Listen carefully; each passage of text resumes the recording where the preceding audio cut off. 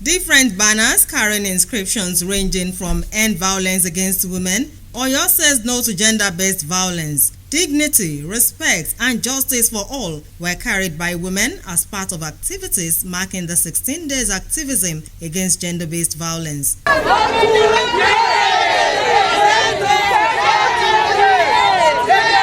The event is to create awareness on the need to protect the rights of the girl child. Women were drawn from the 33 local government areas of Oyo State. The wife of the Oyo State Governor, Mrs. Tamuno Minine Makinde, led the women in the solidarity walk to create awareness and be part of the 16 days activism against gender-based violence. The governor's wife urged women to speak out against all forms of abuse, stressing that the Oyo State government will give all the needed support to nip violence in the bud. Protect the child, take the child away from the environment, get to know what is going on and be there for that child and that home. But whatever it is as a mother, don't keep quiet. If you see something, say something, do something.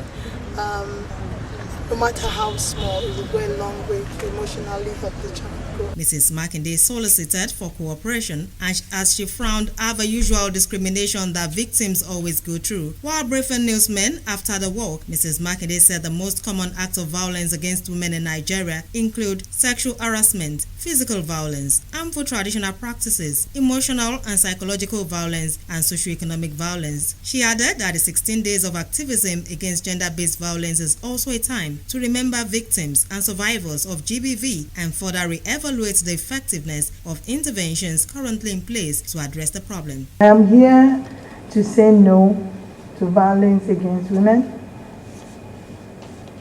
and children.